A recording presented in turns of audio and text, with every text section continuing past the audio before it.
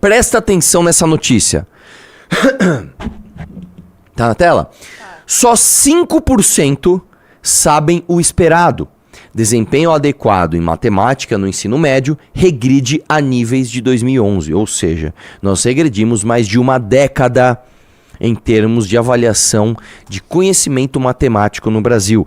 A gente tem que lembrar que durante muito tempo a gente ficou brigando com o Brasil, né? A década perdida. Mano, a gente perdeu muito mais de uma década, né? Com a tal da pátria educadora do PT. Dá uma olhada aqui, ó. Dado em destaque, em análises de todos pela educação e do LED, relatório tem como base como informações do Sistema de Avaliação e Educação Básica, o SAEB de 2023. Vamos ler a notícia.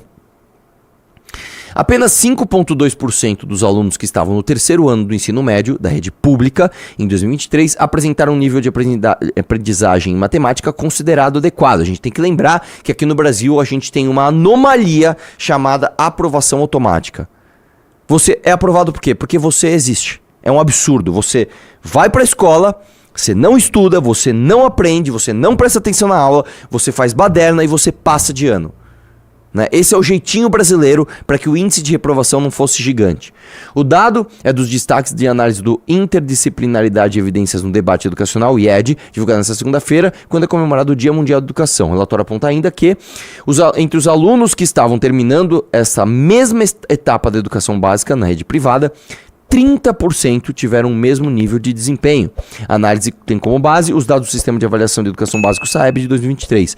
Os números também foram divulgados no estudo Taratará. Desce aí. Desempenho em língua portuguesa. Já quando a análise é do desempenho em língua portuguesa, por alunos do terceiro ano, o resultado é melhor, mas ainda longe do ideal. Cerca de 32% tiveram um nível de aprendizagem adequado. Embora haja sinais de recuperação em relação a 2021, o número ainda é menor do que observado em 2019. Né? Desce mais. Destaques das análises. 5,2% dos alunos da rede pública ou terceiro ano de ensino médio atinge aprendizagem adequada em matemática. Eu só estou falando o seguinte, imagina 100 alunos. 100 alunos aprendendo matemática, só 5. Só 5 aprendem o... você está aceitável. Só 5. Os outros 95 não aprendem, tá? Não é à toa que a gente vê tantos reels, tantos caras fazendo vídeo na rua, tipo assim, quanto é 50% de R$1? O cara não sabe dizer, mano. O cara não sabe dizer. Se eu tenho um produto que custa R$100, eu te dou um desconto de 50%, quanto você vai pagar? O cara não sabe dizer, tá? Entre os estudantes do 9º ano do ensino fundamental, 16% demonstraram domínio esperado em matemática. Meu Deus do céu. No 5º ano do ensino fundamental, 43% dos alunos da rede pública tiveram desempenho adequado em matemática e 85% em língua portuguesa. Você vê que você alfabetizar, aliás, você ter metade dos alunos aprendendo o adequado em matemática já lhe parece uma vitória. Atingimos metade, hein? Caramba, velho, estamos de parabéns, pessoal! Metade da sala aprendeu um pouco, hein? Cara, que maravilha, né? No 5º ano do ensino fundamental, 40% dos alunos da rede pública tiveram desempenho adequado em matemática e em portuguesa. Todos pela educação destaca que o país se recuperou, papapá. Desigualdades por raça e renda, aí desce aí. Comparação entre redes privada e pública. As comparações entre as redes mostram diferenças expressivas. No 5º ano, 72% dos alunos da rede privada atingiram o nível adequado em matemática, frente a 43% da rede pública. Eu quero lembrar para você que o aluno da rede pública, ele custa mais caro do que o aluno da rede privada.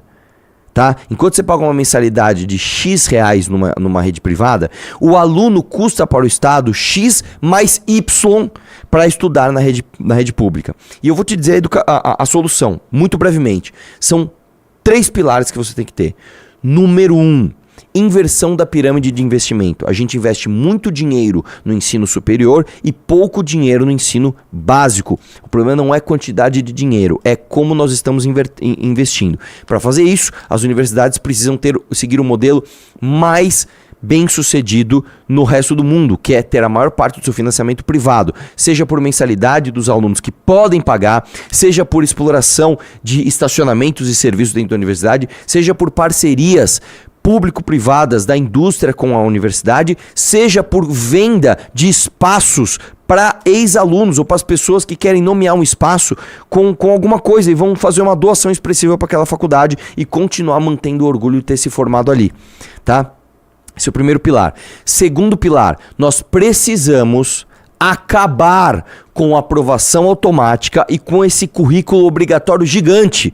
Nós temos que focar no básico, português e matemática, e dar mais liberdade para que as escolas tenham atividades, inclusive extracurriculares, como artes, dança, esportes, etc.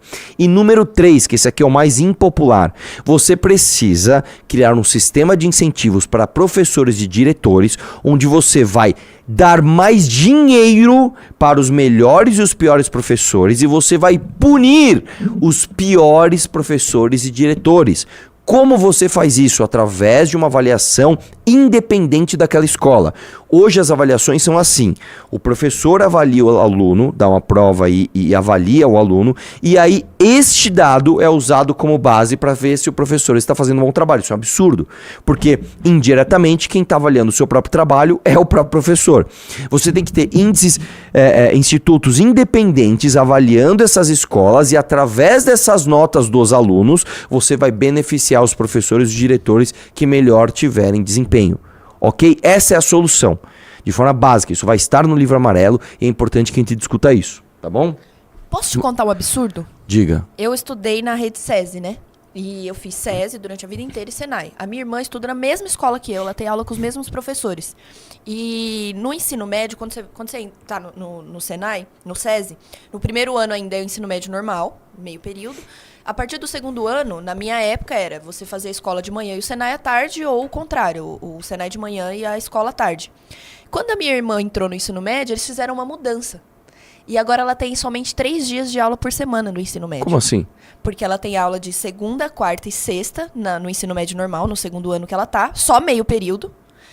E ela tem aula de quinta e sexta integral no Senai. Ou seja, de conteúdos do ensino médio, conteúdo básico, língua portuguesa, matemática, história, geografia, ela só tem 3 dias de aula meio período.